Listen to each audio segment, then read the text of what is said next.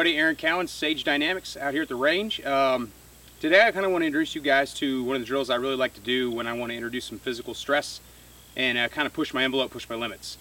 If you remember from the video I did with Paul Van Dunk of Pace Performance, we were talking about explosive movement. Well, this is an explosive movement drill, specifically an explosive movement drill, kind of give you an idea or something that you can use to introduce yourself and start from, the foundation and work your way up to better movement, higher skill level, and get a really good cardio and physical workout at the same time. All right, so just starting off, keep it simple.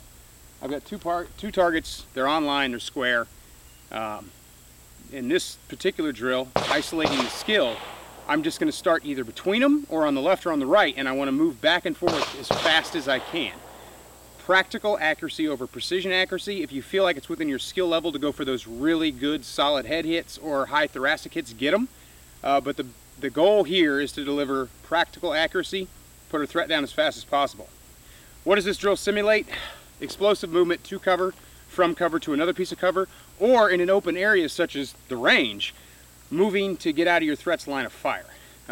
You know me, I talk about offline movement. Well, offline movement is promoting this explosive movement, getting away as fast as we can. Obviously, we can move and shoot at the same time, but we're not going to be as fast. So it's kind of a risk versus reward situation. And again, if your threat isn't ballistically armed, say he's got a knife or a bat, he has to physically touch you with it. So this kind of movement will be extremely beneficial in a situation like that. So let's take a look, see how it goes.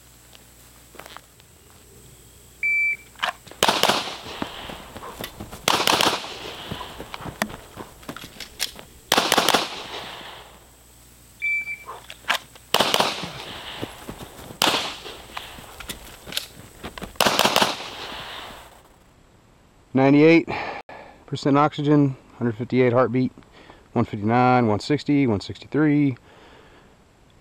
Basically, this is saying that I'm a little tired. Now, I'm not really a small guy. I don't have the same agility as someone who's, 50 pounds lighter or focuses extremely more on cardio and agility. I'm kind of an all-around guy. I want to be as strong as I am fast. Some people say you make some sacrifices going one or the other direction. And I'd say it's pretty much true. I can run in a straight line pretty quick, but when I start moving left or right, or if I'm moving back, even moving laterally, just because of the way the body's designed, the way the pelvis works, everything together, I'm going to lose a little speed. So it seems slow, but it's faster than if I was trying to move and shoot at the same time. Can I shoot and move that fast? Absolutely. How accurate am I going to be, even with these close ranges? It all depends on how much you put into it, the reality of the terrain you're on, and so many possible variables. Now, on the range, we want to keep our weapon oriented in a safe direction. Well, we also have to think about a safe direction in the real world. If I have to move like this in a parking lot, where is a safe direction? General rule is point your gun towards the unknown versus the known. And what I mean by that is, if I know the ground is safe to point at, even though ricochets are possible, that's safer than muzzling the entire parking lot as I run. I can also temple index. That's a legit technique. There's been a lot of controversy about it.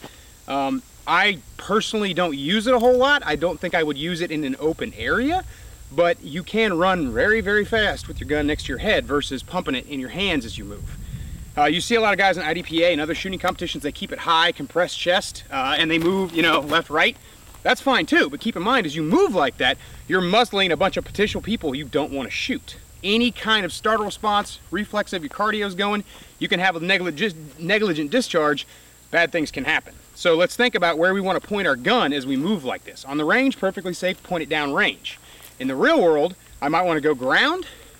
I might want to go to an extended stool, because as you run, remember, your feet are going to kick out more, so you are muzzling yourself. Or I can temple index or a variation of that. You can also just holster the damn thing. That is an option depending on what your goal is, where you're moving to, where you're moving from. So what I'm going to do now is I'm going to step it up a notch. I'm going to put up 3 targets. They're going to be hit reactive, so I got to get really good solid hits. And I'm only going to give myself 7 rounds to do it, so let's see if I can make it happen.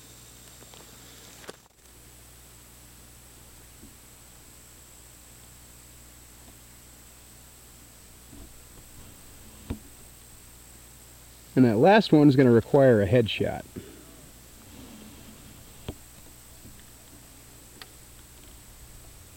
Well, let's see what happens.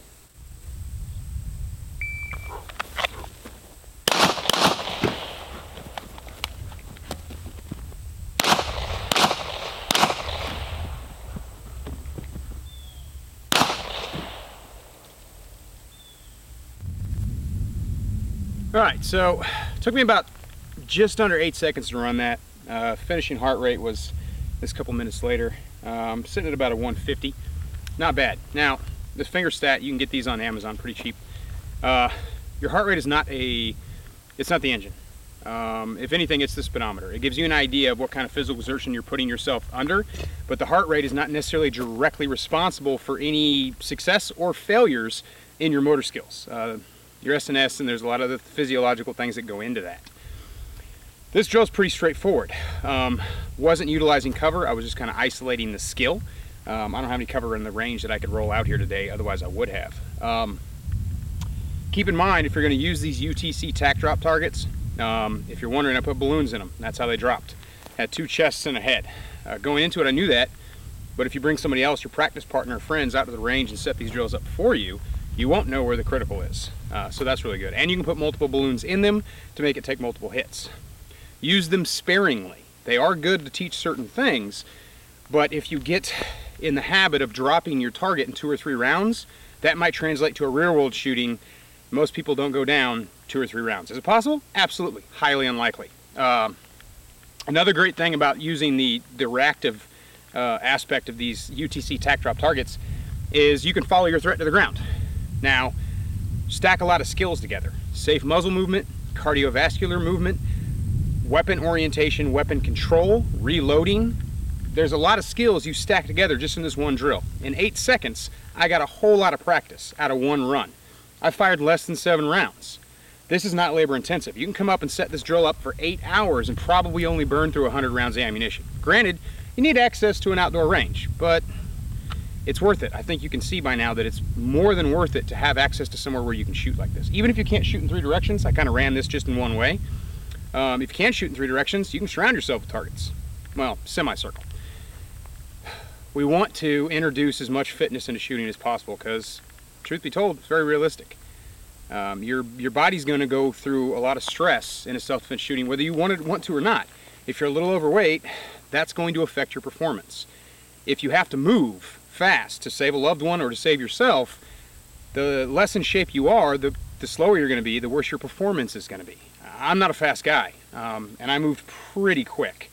Doesn't look necessarily fast because I don't have the advantage of Hollywood camera angles to make it seem a lot quicker than it is.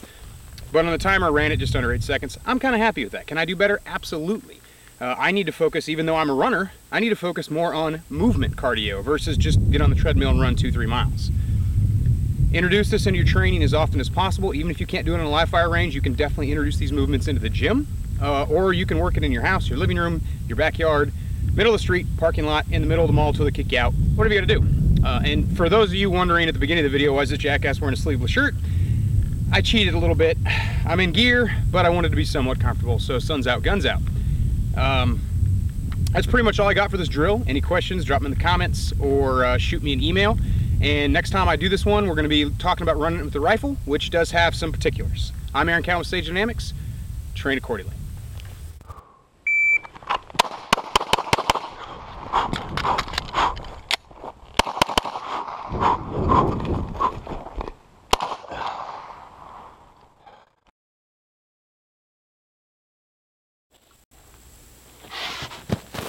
Yes, even Brain utilizes the temporal index.